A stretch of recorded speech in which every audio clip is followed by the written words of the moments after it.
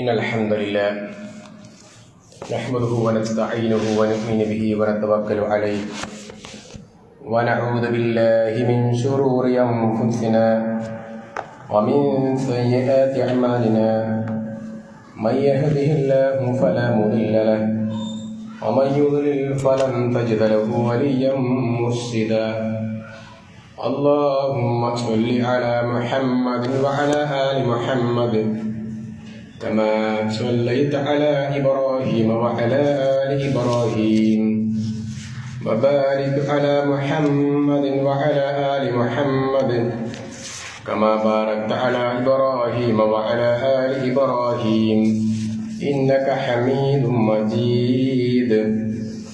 أعوذ بالله من الشيطان الرجيم.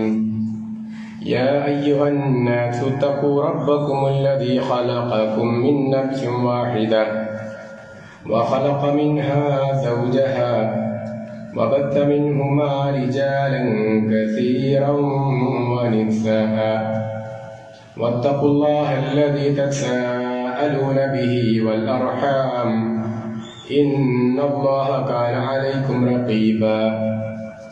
يا أيها الذين آمنوا اتقوا الله حق تقاته ولا تموتن إلا وأنتم مسلمون.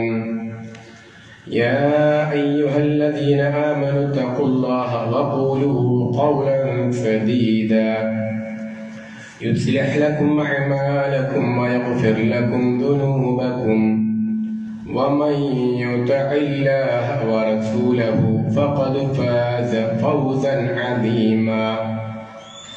أما بعد فإن خير الكلام كلام الله وخير السنن سنن محمد صلى الله عليه وسلم وشر الأمور محدثاتها وكل محدثة بدعة وكل بدعة ضلالة وكل ضلالة في النار. بسم الله الرحمن الرحيم. يا أيها النبي إنا أرسلناك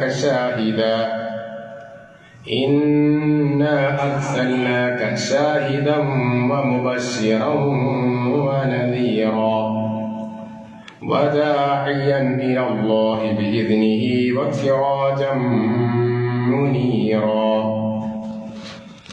يا أيها الإخوان والأخوات اتقوا الله عباد الله أوصيكم أولا بتقوى الله. ഏറെ സ്നേഹം നിറഞ്ഞ സഹോദരന്മാരെ സഹോദരിമാരെ, അള്ളാഹുവിന്റെ നിയമങ്ങളും നിർദ്ദേശങ്ങളും പാലിച്ച് ഖബറിലേക്ക് മടങ്ങേണ്ടവരാണ് നമ്മളെല്ലാവരും എന്ന ബോധം നിലനിർത്തിക്കൊണ്ട് അമലുകളെ ക്രമപ്പെടുത്തി ചിട്ടപ്പെടുത്തിക്കൊണ്ട് മുന്നോട്ടേക്ക് നീങ്ങണേ എന്ന് ഓരോരുത്തരെയും ആമുഖമായി ഓർമ്മിപ്പിക്കുകയാണ്. അള്ളാഹു നമുക്ക് എല്ലാവർക്കും പരിപൂർണമായ ഈമാനും പരിപൂർണമായ ആഫിയത്തും പ്രദാനം ചെയ്യുമാറാവട്ടെ. സഹോദരന്മാരെ സഹോദരിമാരെ, നമുക്ക് ഓർക്കുവാൻ ഒരുപാട് വ്യക്തികൾ ഉണ്ടാകും. അതിൽ അവരുടെ പല പ്രത്യേകതയുമായിരിക്കും നമുക്ക് അവരോടുള്ള ശ്രദ്ധയ്ക്ക് കാരണം. ചിലപ്പോൾ അവരുടെ സാമ്പത്തികമായ ഉയർച്ചയായിരിക്കാം, അതല്ലെങ്കിൽ അവരുടെ ശ്രദ്ധേയമായ വാക്കുകളായിരിക്കാം, അതല്ലെങ്കിൽ അവരുടെ സ്വഭാവ മഹിമയായിരിക്കാം, അതല്ലെങ്കിൽ അവരുടെ ദാനധർമ്മങ്ങളോ രാഷ്ട്രീയ പദവിയോ സ്വാധീനമോ ഒക്കെയാവാം. ഏതെങ്കിലും ഒരു മേഖലയിലാണ് മിക്ക വ്യക്തികളും ഉയർന്നു നിൽക്കുക. അത്തരക്കാരെ നമ്മൾ ഓർമ്മിക്കാറുണ്ട്. ചില ആളുകൾ മരണപ്പെട്ടാൽ അവരുടെ മയ്യത്തുകൾ കാണുവാൻ ഒരുപാട് ആളുകൾ ഉണ്ടാകും. ഇത്തരം ഏതെങ്കിലും ഒരു സ്വഭാവത്തിൽ മുന്നിട്ട് നിൽക്കുന്നവരായിരിക്കും അവർ. എന്നാൽ മാനുഷികമായ ബലഹീനതകൾ എല്ലാവർക്കും ഉണ്ടാകും. ഈ പറഞ്ഞവരൊക്കെ ഏതെങ്കിലും ഒരു വിഷയത്തിൽ പരാജിതരായിരിക്കും. സമൂഹത്തിൽ അറിയപ്പെട്ട നമ്മുടെ രാഷ്ട്രനായകന്മാർ മുതൽ സാഹിത്യ മേഖലയിൽ മുന്നിട്ട് നിൽക്കുന്നവർ മുതൽ ഇങ്ങനെ ഏത് മേഖലയിലാണോ മുന്നിട്ട് നിൽക്കുന്നത് അവരുടെ മറ്റൊരു വശം എടുത്തു നോക്കിയാൽ അറപ്പും വെളുപ്പും ഉളവാക്കുന്നതോ അല്ലെങ്കിൽ ഇതിന്റെ നേർ വിപരീതമോ ആയിരിക്കാം നമുക്ക് ചിത്രമായി കാണുക. അതുകൊണ്ട് തന്നെ ഏതൊരു വ്യക്തിയും സമൂഹത്തിൽ അറിയപ്പെടുമ്പോൾ അവരുടെ ആ ഒരു സ്വഭാവം, നമുക്കിഷ്ടപ്പെടുന്ന സ്വഭാവം ഏതാണോ അത് മാത്രമാണ് പലപ്പോഴും ചർച്ച ചെയ്യപ്പെടുക. ഇത് നമ്മുടെ നാട്ടിൽ നടക്കുന്ന ഒരു യാഥാർത്ഥ്യമാണ്. കാരണം സാമ്പത്തിക കുടുംബ മേഖലകളിലൊക്കെ അങ്ങനെ അവരുടെ ബലഹീനതകൾ വ്യക്തമായിരിക്കും. എന്നാൽ ഒരു പോരായ്മയും ഇല്ലാത്ത ഒരു മനുഷ്യൻ ഭൂമി ലോകത്തുണ്ടോ? ചോദ്യത്തിന് ഉത്തരം ഉണ്ട് എന്നാണ്. ലോകത്തെ നിയന്ത്രിക്കുന്ന, അണ്ഡകടാഹങ്ങളെ നിയന്ത്രിക്കുന്ന, എനിക്കും നിങ്ങൾക്കും വെള്ളവും വായുവും നൽകുന്ന അള്ളാഹു പറഞ്ഞു ഉണ്ട് എന്നാണ്. നമുക്ക് ഓരോരുത്തർക്കും ജീവൻ നൽകുന്ന അള്ളാഹു പറയുന്നു ഉണ്ട് എന്നാണ്. സൂര്യനെയും ചന്ദ്രനെയും വെളിച്ചം നൽകുന്ന, സൂര്യന് ചൂട് നൽകിയ റബ്ബ് പറഞ്ഞു ലഖദ് കാന ലകും ഫീ റസൂലില്ലാഹി ഉസ്വത്തുൻ ഹസന. മുഹമ്മദ് മുസ്തഫ സല്ലല്ലാഹു അലൈഹി വസല്ലമ ഏറ്റവും നല്ല മാതൃകയാണ്. ഏത് മേഖലയിൽ, ഏത് രീതിയിൽ എന്ന് ചോദിച്ചാൽ ഏത് മേഖല എടുത്താലും എല്ലാ മേഖലയിലും കുടുംബ, സാമ്പത്തിക, ശാരീരിക, സാമൂഹിക, മതപ്രബോധന, വൈജ്ഞാനിക, ഇങ്ങനെ ഏതൊക്കെ വിഷയം ഒരു മനുഷ്യന്റെ ജീവിതത്തിൽ അഭിമുഖീകരിക്കേണ്ടി വരുമോ ആ എല്ലാ മേഖലയിലും സമ്പൂർണനാണ് മുഹമ്മദ് മുസ്തഫ സല്ലല്ലാഹു അലൈഹി വസല്ലം. ആർക്ക്? ലിമൻ കാന യർജു. ആ റസൂലുള്ളാഹിയെ ആ രൂപത്തിൽ റോൾ മോഡലായി ഒരാൾ കണ്ടാൽ അവനാണ് പരലോകത്ത് ആഗ്രഹിക്കുന്നവൻ. ഖുർആൻ ഒരുപാട് പ്രത്യേകതകൾ എടുത്തു പറഞ്ഞു. സൂറത്തുൽ അഹ്സാബിൽ നമ്മൾ ഓതി കേൾപ്പിച്ച ആയത്ത് യാ അയ്യുഹൻ നബിയ്യു ഇന്നാ അർസൽനാക ഷാഹിദൻ വമുബശ്ശിറൻ വനദീറൻ വദാഇയൻ ഇലല്ലാഹി വസിറാജൻ മുനീറ. 4 കാര്യമാണ് റസൂലുള്ളാഹിയെ അല്ലാഹു ഇവിടെ എടുത്തു പറഞ്ഞത്. അതിൽ ഷാഹിദാണ്, മുബശ്ശിറാണ്, നദീറാണ്, ദാഇയൻ. റസൂലുള്ളാഹി സാക്ഷിയാണ്, സന്തോഷ വാർത്ത അറിയിക്കുന്നയാളാണ്, താക്കീത് കൊടുക്കുന്നയാളാണ്, പ്രബോധകനാണ്. ശേഷം പറഞ്ഞു വസിറാജൻ മുനീറ, വിളക്കാണ്. എന്താണ് വിളക്ക് എന്ന് പറഞ്ഞാൽ? ഇപ്പൊ നമ്മുടെ ഈ പള്ളിയിൽ ലൈറ്റ് ഓഫാക്കിയാൽ ഇവിടെ എന്താ സംഭവിക്കുക? രാത്രി 8 മണിക്കും മറ്റുമൊക്കെ നമ്മുടെ വീട്ടിൽ ലൈറ്റ് ഓഫ് ആയാൽ എന്താണ് സംഭവിക്കുക? ഇരുട്ടായിരിക്കും. അപ്പൊ എന്താണ് വിളക്ക് എന്ന് പറഞ്ഞാൽ? എന്താണ് വിളക്കിന്റെ ദൗത്യം? എന്താണ്? എന്തിനാണ് വിളക്ക്? റസൂലുള്ളാഹിയെ കുറിച്ച് പറഞ്ഞ കൂട്ടത്തിൽ റസൂലുള്ള എന്നെയും നിങ്ങളെയും ഏൽപ്പിച്ച ഒരു ദൗത്യമുണ്ട്. ഞാനും നിങ്ങളും ആരാണ്? പ്രവാചകന്മാരുടെ അനന്തര അവകാശികളാണ്. അതായത് യുഖ്രിജുഹും മിനൽ ളുലുമാതി ഇലൻ നൂർ, ഇരുട്ടിൽ നിന്നും ജനങ്ങളെ വെളിച്ചത്തിലേക്ക് നയിക്കുന്നവരാണ്, നയിക്കേണ്ടവരാണ് ഞാനും നിങ്ങളും. നയിക്കപ്പെടേണ്ടവരല്ല നമ്മൾ നയിക്കേണ്ടവരാണ്, നായകന്മാരാണ്. പലപ്പോഴും നമ്മൾ തിരിച്ചാണ് വരുന്നത്, അല്ലെ? നയിക്കപ്പെടുകയാണ്. സത്യത്തിൽ അങ്ങനെയല്ല വേണ്ടത്. നമ്മൾ നയിക്കേണ്ടവരാണ്, നമ്മൾ ലീഡർഷിപ്പ് ഏറ്റെടുക്കേണ്ടവരാണ്, നമ്മൾ നായകന്മാരാണ്. ഞാൻ ആ വിഷയത്തിലേക്ക് പിന്നീട് വരാം. അപ്പൊ റസൂലുള്ളാഹിയെ കുറിച്ച് പറഞ്ഞത് വസിറാജൻ മുനീറ എന്നാണ്, വിളക്ക് എന്നാണ്. എന്താണ് വിളക്കിന്റെ ദൗത്യം?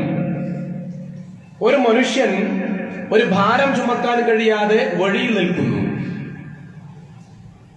അദ്ദേഹത്തെ ആരാണോ സഹായിക്കുന്നത് ആ വിഷയത്തിൽ ആ സഹായിക്കുന്ന മനുഷ്യൻ അയാളെ ആരാണ്? ഗൈഡാണ്, വിളക്കാണ്. രാത്രിയിൽ പോകുമ്പോ വണ്ടിയുടെ ഹെഡ്ലൈറ്റ് പോയി, വണ്ടി ഡ്രൈവ് ചെയ്യാൻ പറ്റൂല. ആ നേരത്ത് നമ്മെ ഒരാൾ സഹായിക്കാൻ എത്തുമ്പോൾ ആ വന്ന മനുഷ്യൻ നമ്മുടെ വിളക്കാണ്. മൂസ നബി അലൈഹിസ്സലാത്തു വസ്സലാം പറഞ്ഞ ചരിത്രം, രാത്രി യാത്ര ചെയ്യുന്നു, കുടുംബം കൂടെയുണ്ട്, കണ്ടോ അവിടെ ഒരു വെളിച്ചം കാണുന്നത്, ഞാൻ നോക്കിയിട്ട് വരട്ടെ, അല്ലേ, ഞാൻ ആ വെളിച്ചം നോക്കിയിട്ട് വരട്ടെ. ഇന്നി അജിദു അലന്നാരി ഹുദ. അവിടെ ഹുദൻ എന്നാണ് വെളിച്ചത്തെ ഉപയോഗിച്ചത്. അപ്പൊ വെളിച്ചം എന്നുള്ളത് നമ്മുടെ അത്യാവശ്യ ഘട്ടങ്ങളിൽ നമുക്ക് ആവശ്യമായ കാര്യം എന്താണോ അത് തീർപ്പ് കൽപ്പിക്കുന്നതാണ് വെളിച്ചത്തിന്റെ ദൗത്യം. ഹിറാ ഗുഹ, റസൂലുള്ള അവിടെ പോയി ആരാധന ചെയ്യുന്നു, ഇഖ്റ എന്ന് വിളി കേൾക്കുന്നു. ആ ഇഖ്റ എന്നുള്ള ആ വാക്യം വെളിച്ചമാണ് എന്നാണ്. എന്താണ് വെളിച്ചം? അന്നത്തെ ജനങ്ങൾ വായന അറിയില്ല, അക്ഷരാഭ്യാസമില്ല, വായിക്കണമെന്നുള്ള ബോധമില്ല, ആ രൂപത്തിൽ ചിന്തയില്ല, ചിന്താശേഷിയില്ല. ആ കാലഘട്ടത്തിൽ വായിക്കുക എന്നുള്ളത് മനുഷ്യൻ വിളയാനുള്ള ഒരു മാർഗമാണ്. വായിച്ചാലേ വിളയുകയുള്ളൂ, അല്ലെങ്കിൽ വളഞ്ഞു പോകും എന്നുള്ള തത്വം ഈ 21-ാം നൂറ്റാണ്ടിൽ ഏതെങ്കിലും ദാർശനികന്മാർ പറഞ്ഞതല്ല. ഖുർആൻ 1400 കൊല്ലം മുന്നേ ഖുർആൻ പറഞ്ഞതാണ്, വായിച്ചാലേ നന്നാവുകയുള്ളൂ, വായിച്ചാലേ വളരുകയുള്ളൂ എന്ന്. ആ ഖുർആൻ വെളിച്ചത്തെ ഉമ്മിച്ചത് വലിയൊരൊന്നായിട്ടാണ്, ഐക്യബോധമായിട്ടാണ്. അവിടെ വെളിച്ചം എന്നുള്ള ഒരു ഉദാഹരണം കൂടി പറയാം. ഔസ്, ഹസ്റജ് പോലെയുള്ള ഒരുപാട് ഗോത്രങ്ങൾ കലഹിച്ചവരായിരുന്നു. എന്റെ പറമ്പിലുള്ള പുല്ല് അപരന്റെ ഒരു ഒട്ടകം കടിച്ചാൽ അതിനുവേണ്ടി അപരനോട് യുദ്ധം ചെയ്തിരുന്ന ഒരു കാലഘട്ടത്തിൽ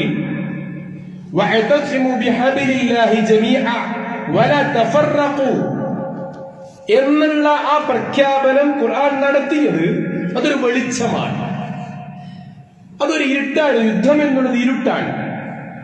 ആ ഇരുട്ടിൽ വായനയിലൂടെ, ചിന്തയിലൂടെ ഉണ്ടാക്കിയ ഒരു മാറ്റം, ഒരു ഉപരിപ്ലവം എന്ന് പറയാം. അതിനാണ് വെളിച്ചം എന്ന് പറയുക. നബിയെ, നിങ്ങൾ വിളക്കായിരുന്നു എന്നാണ്. ആ വിളക്ക് എന്നുള്ളത്, അതിന് ദൗത്യം എന്നുള്ളത് അവനവൻ ഏറ്റെടുക്കുന്ന ദൗത്യമാണ്. അത് അക്ഷരങ്ങളിലൂടെ പറയാൻ കഴിയില്ല. ഇന്ന് എനിക്കും നിങ്ങൾക്കും പറ്റിയ ഒരു പോരായ്മയുണ്ട്. മുഹമ്മദ് മുസ്തഫ സല്ലല്ലാഹു അലൈഹി വസല്ലമ 23 കൊല്ലം ജീവിച്ചപ്പോ പ്രസംഗിക്കുകയായിരുന്നില്ല. ഇന്ന് പ്രഭാഷകന്മാർ ഒരുപാടുണ്ട്. ഉസ്താദുമാർ, പണ്ഡിതന്മാർ, പ്രഭാഷകന്മാർ ഒരുപാടുണ്ട്. അതിനേക്കാൾ അധികം എത്രയോ ഇരട്ടി കേൾവിക്കാരുമുണ്ട്. പക്ഷേ ദഅവത്ത് നടക്കുന്നുണ്ടോ? പ്രബോധനം നടക്കുന്നുണ്ടോ? നമ്മൾ പറയും പ്രഭാഷണം പ്രബോധനമാണ്, ഉപദേശം പ്രബോധനമാണ്. ശരി തന്നെയാണ്. പക്ഷെ അത് പ്രബോധനമാകുന്നുണ്ടോ? സിറാജൻ മുനീറ, വിളക്ക്, അതൊരു പ്രബോധനമാണ്. എന്താ റസൂലുള്ളാഹിയുടെ പ്രബോധനം? റസൂലുള്ള ഏതെങ്കിലും ഒരു ഉത്തരവാദിത്ത ബോധത്തിന്റെ ഭാഗമായി ആരെയെങ്കിലും തൃപ്തിപ്പെടുത്താൻ വേണ്ടി നടത്തിയ വാചക കസർത്തായിരുന്നില്ല, മറിച്ച് ജീവിതമായിരുന്നു പ്രഭാഷണം എന്നുള്ളത്. പലരും പറയാറുണ്ട്, മറവിയെ കുറിച്ച് പറയുമ്പോൾ പറയാറുണ്ട്, ഓർക്കാൻ ശ്രമിക്കാത്തതാണ് മറക്കുക എന്നാണ്. അതേപോലെ ജീവിക്കാൻ ശ്രമിക്കുന്നതാണ് നാം പറയേണ്ടത് എന്നാണ്. റസൂലുള്ളാഹി സ്വല്ലല്ലാഹു അലൈഹി വസല്ലം അല്പം പ്രസംഗിച്ചിരുന്നു, ഒരുപാട് പ്രവർത്തിച്ചിരുന്നു എന്നാണ്. ഉദാഹരണങ്ങൾ എമ്പാടുമാണ്. പള്ളിയിൽ മൂത്രമൊഴിച്ച ഒരു മനുഷ്യനെ, അങ്ങനെ ഒരാൾ എന്തെങ്കിലും അപക്രിയ ചെയ്താൽ അതിനെ നേരിടേണ്ടത് പക്വതയിലൂടെയാണ്, വിവേകത്തിലൂടെയാണ് എന്ന് കാണിച്ചത് പ്രസംഗത്തിലൂടെ ആയിരുന്നില്ല. അവിടെ മിമ്പറിൽ കയറാമായിരുന്നു. മിമ്പറിൽ കയറി എല്ലാവർക്കും മിണ്ടാതിരിക്കുന്നു പറയാമായിരുന്നു. എനിക്ക് കുറച്ച് കാര്യങ്ങൾ പറയാനുണ്ട് എന്ന് ആമുഖം പറയായിരുന്നു. റസൂലുള്ളാഹി അത് ഒന്നും ചെയ്തില്ല. മറിച്ച് ആ മൂത്രമൊഴിച്ച മനുഷ്യന് വരെ ക്ഷുഭിതനാകുന്ന ആളുകളോട് പറഞ്ഞു, മിണ്ടല്ല, അവിടെ ഒഴിക്കട്ടെ, ഒഴിക്കട്ടെ. ശേഷം റസൂലുള്ള പറഞ്ഞു, രണ്ടാളൊന്ന് വെള്ളം കൊണ്ടുവന്നു. വെള്ളം കൊണ്ടുവന്ന് അവിടെ ഒഴിച്ചു, വൃത്തിയാക്കി കഴിഞ്ഞു. ഇത് ഉപദേശത്തിന്റെ ഒരു ഘടകമാണ്, ഇതൊരു പ്രബോധനമാണ്. ഇന്ന് നമ്മുടെ ഈ പള്ളിയിൽ അങ്ങനെ സംഭവിച്ചാലോ? ചില പള്ളികളിൽ അവിടെയുള്ള ഉത്തരവാദപ്പെട്ടവർ ബോർഡ് എഴുതി വെക്കുകയാണ്, കുട്ടികൾ ഈ പള്ളിയിൽ വരാൻ പാടില്ല. ചോദിച്ചാൽ പറയും, പക്വതയില്ലാത്ത, വകതിരിവില്ലാത്ത, പ്രായപൂർത്തിയെത്തിയിട്ടില്ലാത്ത, അല്ലെങ്കിൽ ഇത്ര വയസ്സായിട്ടില്ലാത്ത കുട്ടികൾ പള്ളിയിൽ വരാൻ പാടില്ല. എന്താ? പള്ളിയോടുള്ള ബഹുമാനമാണ് എന്നവർ ന്യായീകരിക്കുന്നു. റസൂലുള്ളാഹി സ്വല്ലല്ലാഹു അലൈഹി വസല്ലമ ഇവിടെ പ്രഭാഷണമാണോ, പ്രഘോഷണമാണോ, സംസാരമാണോ നടത്തിയത്? അല്ല, മറിച്ച് അത് വൃത്തിയാക്കി കാണിച്ചു കൊടുത്തു. കണ്ട സഹാബികൾക്ക് ബോധ്യമായി തെറ്റിനെ പ്രതികരിക്കേണ്ടത് ശബ്ദഘോഷത്തിലൂടെയല്ല, മറിച്ച് നയപരമായിരിക്കണം. എന്താണ് നയം? ചിലപ്പോൾ മൗനമായിരിക്കണം. നിങ്ങൾ അല്ലാഹുവിലും അന്ത്യദിനത്തിലും വിശ്വസിക്കുകയാണെങ്കിൽ നല്ലത് പറയുക. അങ്ങനെ നിനക്ക് നല്ലത് പറയാൻ പറ്റൂലേ? നിന്റെ നാവ് മോശമായി പോകുമോ? അപകീർത്തിയാകുമോ? പക്വത കൈവിട്ടു പോകുമോ? അപക്വത വന്നു പോകുമോ? വൈകാരികമാകുമോ? എങ്കിൽ മിണ്ടാതിരിക്കുക. എത്ര നല്ല ഉപദേശമാണത്, എത്ര നല്ല ഗുണകാംക്ഷയാണത്. അല്ലെങ്കിൽ മിണ്ടാതിരിക്കുക എന്നാണ്. അപ്പൊ റസൂലുള്ളാഹി സ്വല്ലല്ലാഹു അലൈഹി വസല്ലം അവിടെ കാണിച്ചത് സിറാജൻ മുനീറ, ആ പാവപ്പെട്ട മനുഷ്യന്റെ മുന്നിലുള്ള വിളക്കായിരുന്നു. ആ ഒരു പ്രത്യേകത, ആ ഒരു പ്രകടനം, ആ ഒരു പ്രവർത്തനം. എത്ര സംഭവങ്ങൾ നമുക്ക് കാണിക്കാം, എത്ര എത്ര എത്ര സംഭവങ്ങൾ. റസൂലുള്ള പള്ളിയിൽ ഇരിക്കുന്നു, ഒരു കുട്ടി കരയുന്നു, മിമ്പറിൽ നിന്ന് ഇറങ്ങുന്നു, കുട്ടിയെ എടുക്കുന്നു. എന്താ മോനെ കരയെന്ന് ചോദിക്കുന്നു. നബിയെ, എനിക്ക് ഉപ്പയില്ല എന്ന് പറയുന്നു. ആ കുട്ടിയുടെ കരച്ചിലിൽ, ഞാൻ നിന്റെ ഉപ്പയാണ്, എന്നേക്കാൾ നല്ല പിതാവിന് നിനക്കാരെ കിട്ടും എന്ന് ചോദിക്കുന്ന റസൂലുള്ളാഹിയുടെ ചരിത്രം. വീട്ടിലേക്ക് പോകുന്നു, കുട്ടിയുടെ കരച്ചിൽ നിൽക്കുന്നില്ല. കുട്ടി പറഞ്ഞു ഉമ്മയും ഇല്ല എന്ന് പറഞ്ഞു. ആയിഷ ബീവിയെ കാണിച്ചു കൊടുക്കുന്നു, ഇത് നിന്റെ ഉമ്മയാണെന്ന് പറയുന്നു. ആയിഷ, ഇത് നമ്മുടെ മകനാണ്, നീ ചേർത്ത് പിടിക്കുക എന്ന് പറയുന്നു. ഇത് പള്ളിയുടെ മിമ്പറിൽ കയറിയിട്ട് ഇതാ ഒരു കുട്ടി വന്നിരിക്കുന്നു, നിങ്ങൾ ആരെങ്കിലും ഏറ്റെടുക്കണം എന്ന വയലിലൂടെയായിരുന്നില്ല റസൂലുള്ളാഹി കാണിച്ചു കൊടുത്തത്, മറിച്ച് അത് ഏറ്റെടുക്കുകയായിരുന്നു. റസൂലുള്ളാഹി ധീരനായിരുന്നു എന്നാൽ ഭീരുവായിരുന്നില്ല.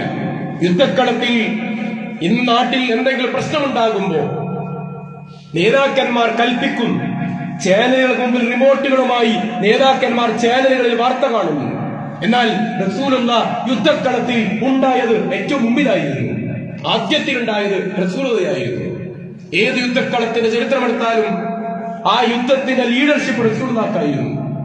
അമീറമാരായി ഒന്ന് രണ്ട് പേർ ഉത്തരവാദപ്പെടുത്തിയാലും യുദ്ധക്കളത്തിൽ മുന്നിലുണ്ടായ റസൂലുള്ളാഹിയായിരുന്നു. ഖന്തക്കിൽ സഹാബികൾ പറഞ്ഞു, നബിയെ, കുഴിച്ച് കുഴിച്ച് കുഴിച്ച് കുഴിച്ച് വിശന്നു. പക്ഷെ എങ്ങനെയാ റസൂലുള്ളാഹിയോട് പരാതി പറയാ? ആ പരാതി പറയാനുള്ള പ്രയാസം കാരണം ഞങ്ങൾ വയറിൽ സഹിക്കാൻ പറ്റാതെ ഇതാ കല്ല് വെച്ച് കെട്ടിയിട്ടുള്ളത്. ഇനി ഞങ്ങൾക്കാവൂല, ഇനി ഒരു അടി കുഴിക്കാൻ ഞങ്ങൾക്കാവൂല, കാരണം കഴിയുന്നില്ല, തളർന്നു, ക്ഷീണിച്ചു, പരവശനായി, ഇനി ഞങ്ങൾക്കാവൂല എന്ന് പറഞ്ഞു. അപ്പോഴാണ് റസൂലുള്ളാഹി തന്റെ വയറ് കാണിച്ചു കൊടുക്കുന്നു, നിങ്ങൾ ഒന്നല്ലേ കെട്ടിയിട്ടുള്ളൂ, ഞാൻ 2 കല്ല് വെച്ച് കെട്ടിയിട്ടാണുള്ളത്. എന്ത് ചെയ്യും? കഴിക്കാൻ ഭക്ഷണമില്ല.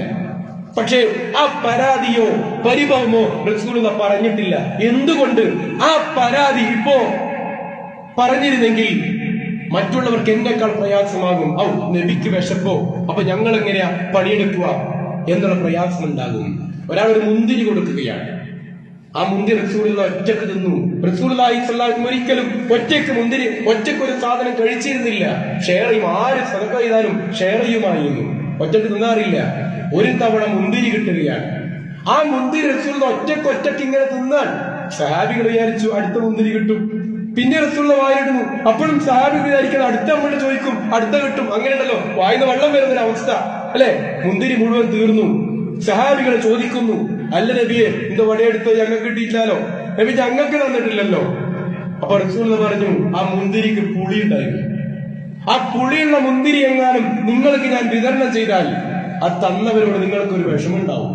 ദേഷ്യണ്ടാവും അല്ലെ? അള്ളാഹുവിന്റെ റസൂലിന് പുളിക്കുന്ന മുന്തിരിയാണോ കൊടുത്തത് എന്ന് തോന്നൽ നിങ്ങൾക്ക് ഉണ്ടാകും. ആ തന്നോനെ വിഷമിപ്പിക്കാൻ പാടില്ലല്ലോ, അതുകൊണ്ട് ഞാൻ ഒറ്റക്ക് നിന്നു.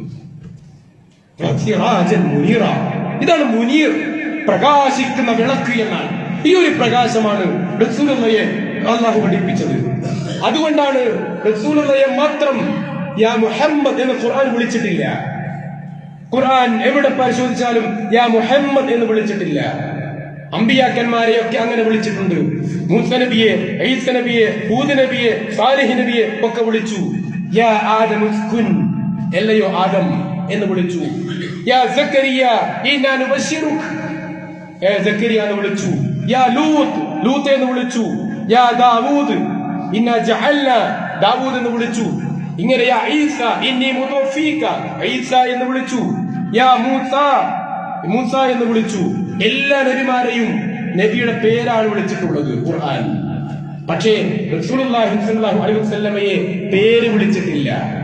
യാ അയ്യുഹൻ നബിയ്യു, യാ അയ്യുഹർ റസൂൽ എന്ന പ്രയോഗമാണ് ഖുർആൻ നടത്തിയത്. സൂറത്തുൽ ഹുജറാത്തിൽ ഒന്നുകൂടി പറഞ്ഞു, നിങ്ങൾ ആ രൂപത്തിൽ ബഹുമാനിച്ച് വിളിക്കണം എന്ന് പറഞ്ഞു. മറ്റുള്ള അമ്പിയാക്കന്മാരൊക്കെ നമ്മൾ അലൈഹിസ്സലാം എന്ന് പറയുന്നു. മുഹമ്മദ് മുസ്തഫ സല്ലല്ലാഹു അലൈഹി വസല്ലമയെ അത് മാറ്റി പറയുന്നു. വെള്ളിയാഴ്ച സ്വലാത്ത് ചൊല്ലാൻ പ്രത്യേകമായി നമ്മോട് നിർദ്ദേശിച്ചു. മാത്രമല്ല റസൂലുള്ളാഹിയുടെ പേരിൽ ശഫാഅത്ത് ചൊല്ലുന്നവർക്ക് മലക്കുകളുടെ പ്രാർത്ഥനയുണ്ടാകും എന്ന് പഠിപ്പിച്ചു. എന്തുകൊണ്ട്? യാ അയ്യുഹൻ നബിയ്യു ഇന്നാ അർസൽനാക ഷാഹിദൻ വമുബശ്ശിറൻ വനദീറൻ വദാഇയൻ ഇലല്ലാഹി വസിറാജൻ മുനീറ. ബാക്കി 3 കാര്യങ്ങൾ നമുക്ക് വിശദീകരിക്കേണ്ടതാണ്, അറിയുന്നതുമാണ്. പക്ഷേ വസിറാജൻ മുനീറ, വിളക്കായി മാറണം. എന്താണ് റസൂലുള്ള വിളക്കാകുമ്പോ എനിക്കും നിങ്ങൾക്കും എന്താണ് അതിൽ പാഠമായി കിട്ടേണ്ടത്? റസൂലുള്ള നമ്മുടെ നബിയാണ്. റസൂലുള്ളാഹി സ്വല്ലല്ലാഹു അലൈഹി വസല്ലം നമ്മുടെ നബിയാണ്. മുഹമ്മദ് മുസ്തഫ സല്ലല്ലാഹു അലൈഹി വസല്ലമയുടെ ഉമ്മത്താണ് ഞാനും നിങ്ങളും. ആ റസൂലുള്ള എന്നുള്ളത് ഒരു ബിൽഡിംഗ് പോലെയാണ്. ആ ബിൽഡിങ്ങിനെ കുറിച്ച് റസൂലുള്ള പറഞ്ഞു, ഒരാളൊരു ബിൽഡിംഗ് എടുത്തു, ആ ബിൽഡിംഗ് ഒരു ഇഷ്ടിക മാത്രം ബാക്കിയായി. കാണുന്നവരൊക്കെ പറയും നല്ല ബിൽഡിംഗ് ആയിരുന്നു, ആ ഇഷ്ടിക കൂടി ഉണ്ടായിരുന്നെങ്കിൽ ഇത് രസം കാണാൻ എന്ന് പറയുന്നു. ആ ഇഷ്ടികയാണ് ഞാൻ എന്ന് പറഞ്ഞു. ഖാതമുൻ നബിയീൻ, അന്ത്യപ്രവാചകനാണ്. ചില ആളുകൾ പറയും ഇനി നബിമാർ വരും എന്ന്, ഇനിയും അമ്പിയാക്കന്മാർ വരും എന്ന്. അത് തെറ്റാണ്, ഖുർആനിന് വിരുദ്ധമാണ്. ഖുർആനിന് വിരുദ്ധമാണ്. ഇനി ഒരു അമ്പിയാവോ നിഴൽ നബിയോ പ്രവാചകനോ വരാനില്ല. അത് ഖുർആൻ കൊണ്ട് ഖണ്ഡിതമാണ്, ഹദീസുകളെ കൊണ്ട് ഖണ്ഡിതമാണ്, ബുദ്ധിപരമായി ഖണ്ഡിതമാണ്. കാരണം അള്ള പറഞ്ഞാണത്, അള്ള പറഞ്ഞാണത്. ആ രൂപത്തിൽ മുഹമ്മദ് മുസ്തഫ സല്ലല്ലാഹു അലൈഹി വസല്ലം ആ റസൂലുള്ളാഹിയുടെ ഉമ്മത്താണ് നാം. അപ്പൊ എന്താണ് സിറാജൻ മുനീറ? ആ വിളക്ക് എന്ന് പറയുമ്പോ നമുക്കതിൽ മാതൃകയുള്ളത്. നമ്മളും വിളക്കാവണം. എങ്ങനെ വിളക്കാകും? എങ്ങനെ വിളക്കാകും? മറ്റുള്ളവന്റെ മുന്നിൽ ആ സിറാജൻ മുനീറ എന്ന് പറഞ്ഞ പ്രത്യേകതകൾ എനിക്കുണ്ടോ എന്ന് ഞാൻ പരിശോധിക്കണം, നിങ്ങൾക്കുണ്ടോ എന്ന് നിങ്ങൾ പരിശോധിക്കണം. ഒരുപാട് ഉദാഹരണങ്ങൾ നമുക്കറിയാം. 2-3 ഇവിടെ പറഞ്ഞു. ഈ സ്വഭാവ മാറ്റം നമുക്ക് പ്രകടമായിട്ട് നോക്കണം. ഉമർ ഫാറൂഖ് റളിയല്ലാഹു അൻഹു ആരായിരുന്നു? ഇസ്ലാം സ്വീകരിക്കുന്നതിന് മുന്നേ ഉമറിനെ കണ്ടാൽ പേടിയാകുമായിരുന്നു അവിടെയുള്ള മാർക്കറ്റിലുള്ളവർക്ക്. അദ്ദേഹം മാർക്കറ്റിൽ വരുന്ന കാണുമ്പോ ഒരുത്തരും പേടി, എങ്ങനെ ഉമർ വരുന്നു നോക്കുക. ആ നല്ല കൊലത്തിലാണെങ്കിൽ അതിന് വേറെ പ്രശ്നമൊന്നും ഉണ്ടാവില്ല. അങ്ങനെ നിന്ന് ഉമർ, ആ ഉമർ അല്ലാഹുവിന്റെ മുന്നിൽ ഖുതുബ നടത്തിക്കൊണ്ടിരിക്കെ ഒരാൾ എഴുന്നേറ്റ് നിന്ന് ചോദ്യം ചെയ്ത ഘട്ടമുണ്ടായി. ആ ഖലീഫ, നിങ്ങളും ഉണ്ടായിരിക്കും, നിങ്ങൾ വല്ലാതെ വർത്താനൊന്നും പറയണ്ട, ഞങ്ങൾക്ക് എല്ലാവർക്കും നിങ്ങളെ കുപ്പായ അടിക്കാണ്ട് തുണി തന്നിട്ടുണ്ടല്ലോ, പക്ഷെ നിങ്ങളിട്ട കുപ്പായം കുറച്ച് വലുതാ. ഞങ്ങൾക്കുള്ള കുപ്പായത്തിന്റെ തുണിയേക്കാൾ നിങ്ങൾക്ക് വലിയ കുപ്പായ തുണി നിങ്ങൾ എടുത്തു. അപ്പൊ നിങ്ങൾ വലിയ കുപ്പായ അടിക്കുക, ഞങ്ങൾക്ക് ചെറുത് തരിക, അത് പറ്റൂല എന്ന് ചോദ്യം ചെയ്യാൻ മാത്രം സമൂഹം വളർന്നു. എന്തുകൊണ്ടാ? അവരുടെ ധൈര്യമല്ല, അത് ഉമർ അല്ലാഹുവിന്റെ വിനയമായിരുന്നു. ഇസ്ലാം സ്വീകരിക്കുന്നതിന് മുന്നേ ആയിരുന്ന ഉമറിന്റെ മുന്നിൽ ആരും ചോദ്യം ചെയ്യുമായിരുന്നില്ല. ഉമർ ഇസ്ലാം സ്വീകരിച്ചപ്പോ ഉമറിന്റെ അടുക്കൽ പോരായ്മയുണ്ട് എന്ന് കണ്ടാൽ ചോദ്യം ചെയ്യുവാനുള്ള ആർജവമുണ്ടായത് ചോദ്യം ചെയ്യുന്നവരുടെ ധീരതയല്ല, മറിച്ച് ഉമർ റളിയല്ലാഹു അൻഹുവിന്റെ വിനയമായിരുന്നു. ഉമർ റളിയല്ലാഹു അൻഹു പറഞ്ഞു, മറുപടി എന്റെ മോൻ പറയും. എന്താ മോൻ പറഞ്ഞ മറുപടി? എനിക്കൊരു കുപ്പായത്തുണി കിട്ടിയിരുന്നു, എന്റെ കുപ്പായത്തുണി ഞാൻ ഉപ്പാക്ക് കൊടുത്തു, ഉപ്പ എന്ത് ചെയ്തു, അതും കൂടി കൂട്ടിയടിച്ച് ഉപ്പാക്ക് വലിയ ഉപ്പായി, ഇത്രേ ഉള്ളൂ എന്ന് പറഞ്ഞു. ഇയാളെ ചോദിക്കാൻ, എന്നെ ചോദ്യം ചെയ്യാനോ, എന്നോട് നീ ചോദിക്കാനോ, നിനക്കെന്നെ മനസ്സിലായടോ എന്ന് തിരിച്ചു ചോദിക്കാൻ ഉമർ റളിയല്ലാഹു അൻഹു തയ്യാറായിട്ടില്ല. അതെന്തുകൊണ്ടാ? ആ പ്രശോഭിതമായ വിളക്കുണ്ടല്ലോ, ആ വിളക്ക് കണ്ടിട്ടാണ് ഉമർ റളിയല്ലാഹു അൻഹു വളർന്നത്. ആ വിളക്കിന്റെ മുന്നിലാണ് ഉമർ റളിയല്ലാഹു അൻഹു ജീവിച്ചത്. ആ വിളക്കിന്റെ പ്രകാശം ഉമറിന് കിട്ടിയിരുന്നു എങ്കിൽ ഉമർ ആരായി? മുഹമ്മദ് മുസ്തഫ സല്ലല്ലാഹു അലൈഹി വസല്ലം, ലഖദ് കാന ലക്കും ഫീ റസൂലില്ലാഹി ഉസ്വത്തുൻ ഹസന, ഉദാത്തമായ മാതൃക. ആ മാതൃക പിൻപറ്റി അല്ലാഹു തൗഫീഖ് നൽകുമാറാവട്ടെ.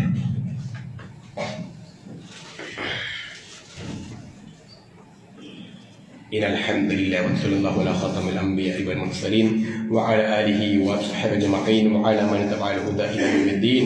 أما بعد يا أيها الإخوان والأخوات اتقوا الله عباد الله أوصيكم ثانيا بتقوى الله. ഏറെ സ്നേഹം നിറഞ്ഞ സഹോദരന്മാരെ സഹോദരിമാരെ, അള്ളാഹുവിന്റെ നിയമങ്ങളും നിർദ്ദേശങ്ങളും പാലിച്ച് ഖബറിലേക്ക് മടങ്ങേണ്ടവരാണ് നമ്മളെല്ലാവരും എന്ന ബോധത്തോടുകൂടി അമലുകളെ ക്രമീകരിച്ചുകൊണ്ട് മരണത്തെ ഓർത്തുകൊണ്ട് ഖബറിനെ ഓർത്തുകൊണ്ട് ജീവിതത്തെ മുന്നോട്ടേക്ക് നീക്കണേ എന്ന് ഒന്നുകൂടി ഓരോരുത്തരെയും ഓർപ്പിക്കാൻ അള്ളാഹു നമുക്ക് എല്ലാവർക്കും പരിപൂർണമായ ആരോഗ്യവും പരിപൂർണമായ ഈമാനും പ്രദാനം ചെയ്യുമാറാവട്ടെ. സഹോദരന്മാരെ സഹോദരിമാരെ, നമ്മുടെ പലപ്പോഴും നമുക്കറിയാം നല്ല രോമാഞ്ചമുണ്ടാക്കുന്ന ചരിത്രമാണ് മുഹമ്മദ് മുസ്തഫ സല്ലല്ലാഹു അലൈഹി വസല്ലം ചരിത്രം. നമ്മുടെ ജീവിതത്തിൽ ഒരുപാട് മാതൃകകളുടെ മുഹമ്മദ് റസൂലുള്ളാഹിയുടെ ചരിത്രം എത്ര വായിച്ചാലും നമുക്ക് പൂതി തീരൂല, എത്ര വായിച്ചാലും മടുപ്പുണ്ടാവുന്നില്ല, കേട്ടാലും എത്ര മടുപ്പുണ്ടാവുന്നില്ല. വീണ്ടും അതിൽ ഒരുപാട് ഗുണപാഠങ്ങൾ നമുക്കുണ്ട് എന്ന് നാം സ്വമനസാലെ പറയുന്ന ചരിത്രമാണ് മുഹമ്മദ് മുസ്തഫ സല്ലല്ലാഹു അലൈഹി ചരിത്രം. ആ റസൂലുള്ളാഹിയുടെ ചരിത്രം ഒരുപാട് പഠിക്കണം. റസൂലുള്ളാഹിയുടെ മാന്യതയും റസൂലുള്ളാഹിയുടെ സ്നേഹവും റസൂലുള്ളാഹിയുടെ സഹിഷ്ണുതയും റസൂലുള്ളാഹിയുടെ അതീവ്രമായ അനുകമ്പയും ഒക്കെ നമ്മൾ ഒരുപാട് ഉൾക്കൊള്ളേണ്ടതാണ്. ആ റസൂലുള്ളാഹിയെ നമ്മൾ എപ്പോഴും ഓർക്കണം. ഇപ്പൊ സഫർ മാസം കഴിയാൻ പോവുകയാണ്. ഇനി ചില ആളുകൾ ചില മാസങ്ങളോ ചില ആഴ്ചകളോ മാത്രമായി അതിനെ ചുരുക്കുന്നു. പക്ഷെ ആ സ്നേഹ പ്രകടനത്തിൽ നമ്മുടെ നാട്ടിൽ സംഭവിക്കുന്നത് പലപ്പോഴും മറ്റുള്ളവരെ ദ്രോഹിക്കുന്ന ഒരു ഘട്ടത്തിലേക്ക് എത്തുന്നു എന്നുള്ളതാണ്. നമ്മുടെ നാവ് കൊണ്ടോ ശബ്ദം കൊണ്ടോ പ്രവർത്തനം കൊണ്ടോ മറ്റുള്ളവർക്ക് ശല്യമായി മാറിയാൽ റസൂലുള്ളാഹിയോടുള്ള ഉപദ്രവമായി മാറും, റസൂലുള്ളാഹിയോടുള്ള സ്നേഹപ്രകടനം അല്ലാതെയായി മാറും എന്നുള്ളതാണ്. റസൂലുള്ളാഹി സ്വല്ലല്ലാഹു അലൈഹി വസല്ലം ജനിച്ച മക്ക, വഫാത്തായ മദീന, അതിന്റെയൊക്കെ പരിശുദ്ധത നമ്മൾ മനസ്സിലാക്കേണ്ടതാണ്.